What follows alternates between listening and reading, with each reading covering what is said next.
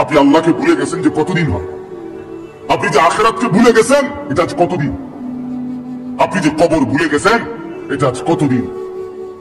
আপনার যে মালিকের কথা মনে হয় না সেটা আজ কতদিন? গোটা পৃথিবী দেখছে, আপনারাও দেখছেন। আল্লাহর দোহাই, আমি হাত ধরে ধরে প্রয়োজনে একজন একজন করে আপনার পায়ে হাত দিয়ে বলবো, আল্লাহর কসম, ফজরের নামাজ, ফজরের নামাজ, ফজরের নামাজে অভ্যস্ত হন মুসলমান। এটা আমরা আগেও বলছি বারবার। কোরআন এবং সুন্নাহর বক্তব্য হলো ফজরের ওয়াক্ত ইনকিলাব, ফজরের ওয়াক্তে আল্লাহ তাআলা বারবার আযাব দেয়, ফজরের ওয়াক্তে আল্লাহ তাআলা বারবার বিজয় দান করে। আপনারা দেখছেন মালিকের আযাব তুরস্ক, সিরিয়া, আল্লাহর ইচ্ছা। কেন দিচ্ছেন সেটা শুধু আল্লাহই জানে, কিন্তু হয়েছে কোন ওয়াক্তে? ফজরের ওয়াক্তে ভোর 4:15 বাজে মাটির সাথে মিশে গেছে, আস্থা বাড়ি ধ্বংসস্তূপ হয়ে গেছে। গোটা পৃথিবী কাঁপতেছে, গোটা পৃথিবী সমবেদনা জানাইছে, গোটা পৃথিবী মর্মাহত হয়েছে। কিন্তু ফজরের ওয়াক্ত এই কোরআনে আছে দোস্ত, কওমে লূত আলাইহিস সালামের কওম একটি জাতি যারা পুরুষে পুরুষে অপকর্ম করত। নাউযুবিল্লাহ। আল্লাহ তাআলা এই কঠিন অপরাধের কারণে তাদেরকে জীবন্ত উল্টাইয়া সাতবক জমিনের নিচের মাটি উপরে তুলে তাদেরকে জিন্দা মাটির নিচে দাফন করে দিছে, পাথরের বৃষ্টি বর্ষণ করে ধ্বংস করে দিছে। 2 কওমে আদ, এই কোরআনে আছে একটি জাতি হুদ আলাইহিস সালামের কওম, তাদেরকে আল্লাহ তাআলা নাফরমানির কারণে, পাপের কারণে 7 দিন এক টানা 7 রাত 8 দিন ঝড়ো বৃষ্টি দিয়ে, বাতাস দিয়ে, ঝড়ো হাওয়া দিয়ে আল্লাহ ধ্বংস করে দিছে, দুধের বাচ্চাটা সহ। 3 নম্বর, এই কোরআনে আছে একটি জাতি কওমে সামুদ জাতি, সালেহ আলাইহিস সালামের কওম, আল্লাহ তাআলা তাদেরকে নাফরমানির কারণে ফেরেশতার একটা বিকট চিৎকার দিয়ে একেবারে ধ্বংস করে দিয়েছে। 4 নম্বর, আল্লাহ তাআলা কওমে শুআইব আলাইহিস সালামের কওম, মুসা নবীর শ্বশুর, ওই নাফরমান জাতি, নাফরমানির কারণে আল্লাহ ফেরেশতার বিকট চিৎকার দিয়ে ধ্বংস করে দিছে।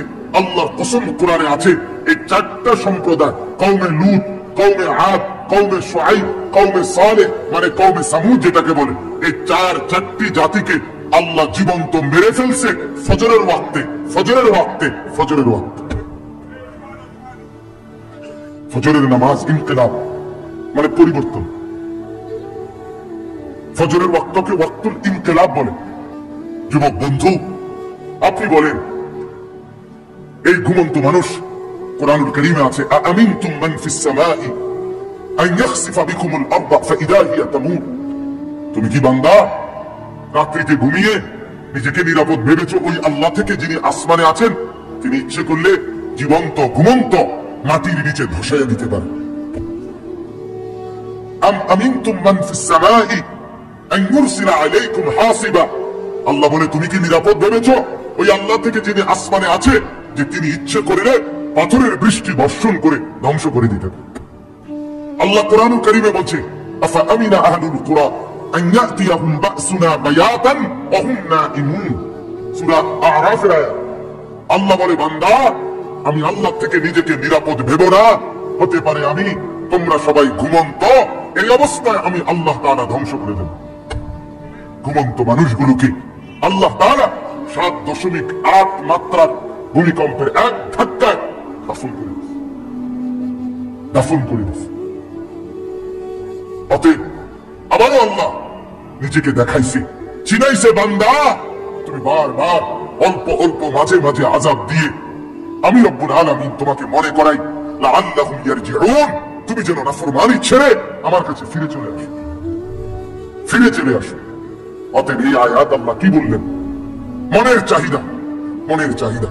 অসংখ্য অগণিত যুবক সারা রাত মোবাইলে উলঙ্গ ছবি দেখে, এটা কি প্রমাণ করে না সে তার মনের চাহিদার অনুসরণ করে? কথা বলেন না কেন? অসংখ্য অগণিত বোন সারা রাত পরের ছেলের সাথে অবৈধ প্রেমের আলাপ করে সারা রাত, এই বোন কি মনে হয় আল্লাহকে খোদা মানে না মনের চাহিদাকে খোদা মানে? তাইলে আজ 30 বছর বাজারে ব্যবসা, আপনার ইনকাম, আপনার চাকরি, আপনার কামাই, আপনার রোজগারি হারামের উপর, মিথ্যা বলেন, ধোকা দেন, ওজনে কম দেন, অবৈধ উপার্জন করেন, সুদের লেনদেন করেন, ঘুষের লেনদেন করেন, ছাড়বেন কোন দিন? বর্জন করবেন কোন দিন?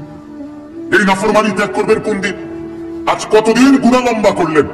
এটা প্রমাণ করি আপনার খোদা, আপনার মন, আপনার চাহিদা, আপনার নফস, আপনার খেয়াল, আপনার খুশি, আপনার অবৈধ কামনা বাসনা। নাউযুবিল্লাহ। এবার আসেন পরের কথা। এই কথাটা বুঝছেন যে গুনার উপরে দীর্ঘদিন চালু থাকে, চলমান থাকে, মূলত তার খোদাকে, তার মনের চাহিদা। বলেন কি?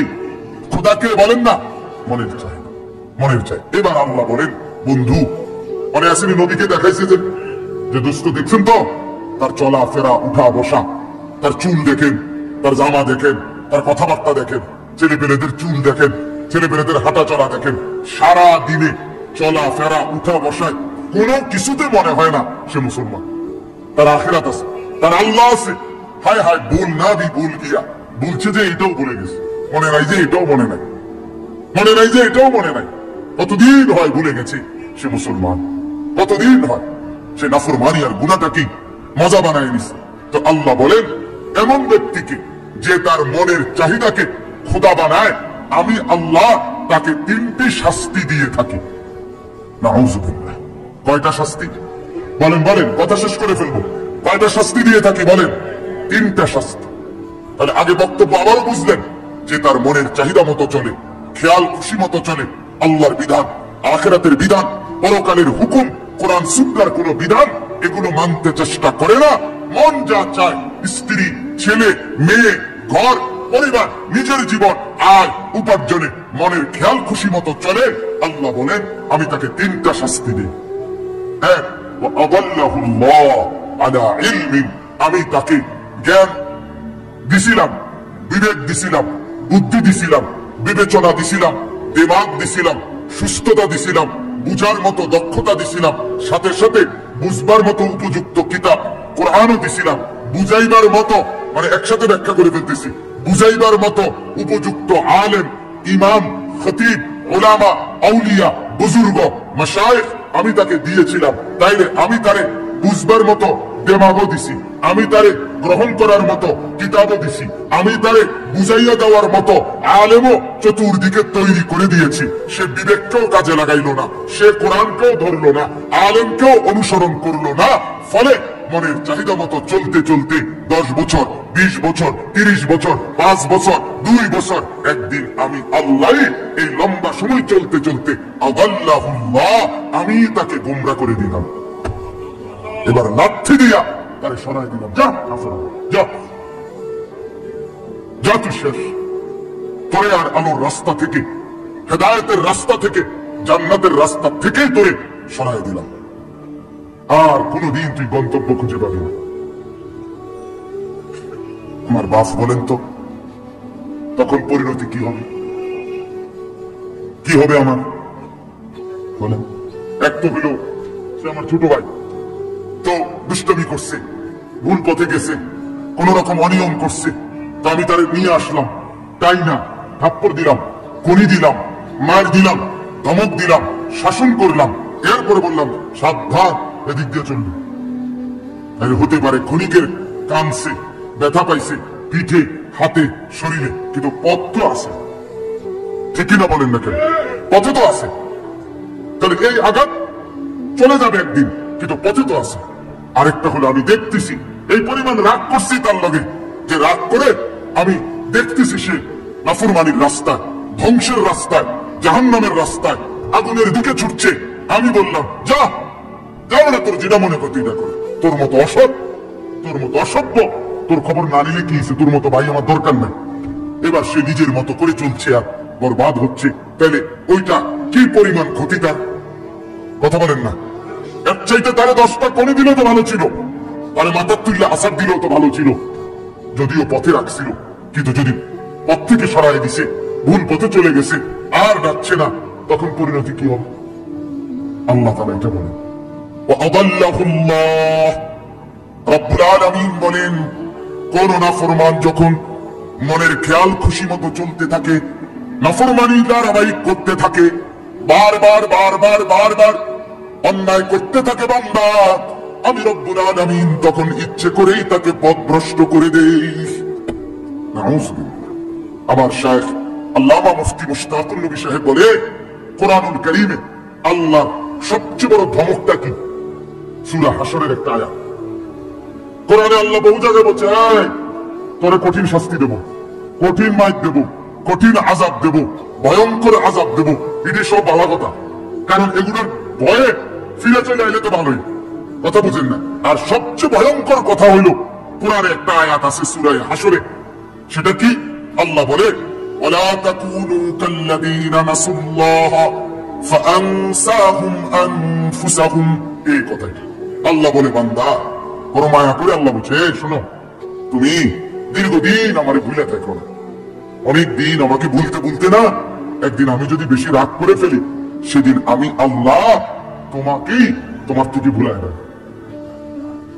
সেদিন তুমি আত্মভোলা হয়ে যাবা।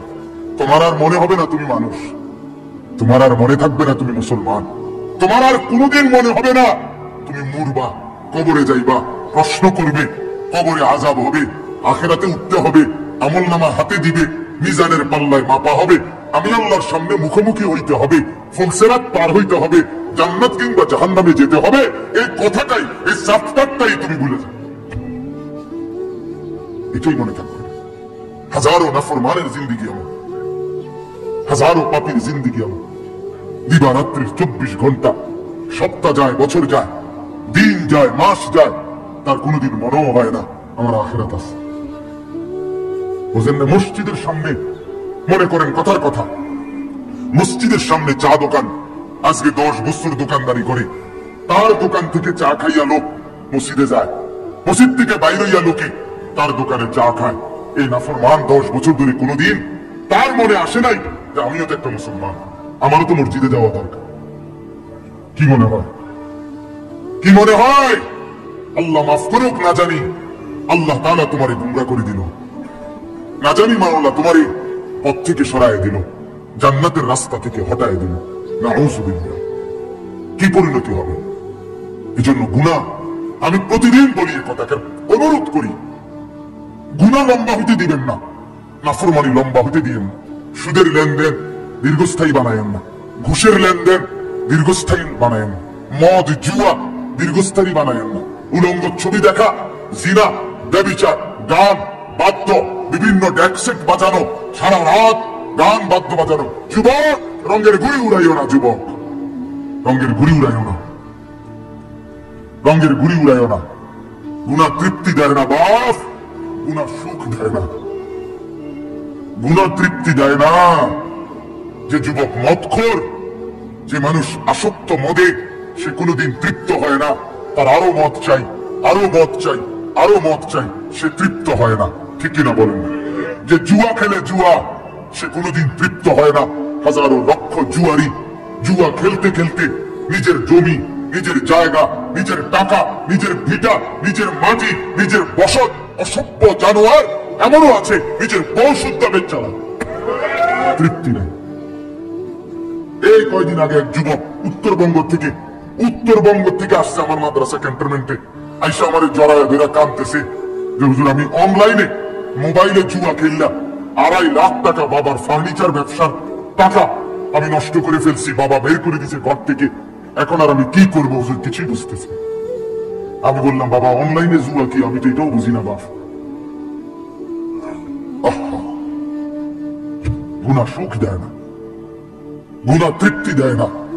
নাফরমানি যদি সুখ দিত তো ফেরাউন আর নমরুদকে দিত। অতএব গুনাহ তৃপ্তি দেয়। জীবনেরা, যে মারা আজকে বেপর্দা, বাজারে বাজারে বেপর্দা ঘুরে, রাস্তায় বেপর্দা হাঁটে, তাদের কোনো তৃপ্তি নাই, না স্বামীর কাছে তৃপ্তি, না বাহিরে তৃপ্তি। কারণ যে নারী একাধিক পুরুষকে দেখিয়ে শরীর, রূপ, যৌবন নিজে অভ্যস্ত, পছন্দ, তার কোনোদিন সুখ আর মিলে না, সুখ মিলে না, গুনার মধ্যে তৃপ্তি নাই। যুবক, তোমরা যদি সারা রাত পৃথিবীর সমস্ত নারী উলঙ্গ করেও যদি তোমাকে দেখানো হয়, তারপরেও তোমার তৃপ্তি হবে না, আরো দেখতে মন চাইবে, আরো দেখতে মন চাইবে, আরো দেখতে মন চাইবে। অথচ রব্বুল আলামিন যাকে একজন স্ত্রী দিয়েছে, হালাল স্ত্রী সে একজন স্ত্রী দ্বারাই তৃপ্ত হয়ে যায়। হালালের একজন দিয়েই তৃপ্তি মিলে, হারামের লক্ষ কোটি দিয়েও তৃপ্তি মিলে না, সুখ মিলে না। গুনাহ তৃপ্তি দেয় না, গুনাহ স্বস্তি দেয় না। অনুরোধ করছি, গুনাহ আগুন, গুনাহ আগুন। আগুন লাগলে সুখ মিলে না। মহল্লায় আগুন লাগলে, বাড়িতে আগুন লাগলে, ঘরে আগুন লাগলে ফুলের বাচ্চা, ছোট্ট বাচ্চাও স্বস্তিতে আর থাকে না, কেউ আরামে থাকে না। ঘরকে ঘর গুনার আগুন লাগায় রাখছেন, সুখ মিলবে কোথায়? সুখ মিলবে কোথায়? প্রিয় বন্ধু আমার, ভাই আমার, নওজোয়ান, আজকে যারা উলঙ্গ ছবি দেখে দেখে, নর্তকী দেখে দেখে, নাচ গান দেখে দেখে, গান বাদ্য ঢোল তবলা বাজায়া, নারীর পিছনে জিন্দিগি কাটায়া জীবন বরবাদ করছো, তুমি মনে করো ভাইয়া অচিরেই তোমার হাতেও তো একটা প্রজন্ম আসবে, তুমিও তো বিয়ে করবা, তোমারও তো ছেলে হবে, তোমারও তো মেয়ে হবে, তো তাদের আখলাক কি হবে? তাদের চরিত্র কি হবে? বলেন, কি আখলাক হবে?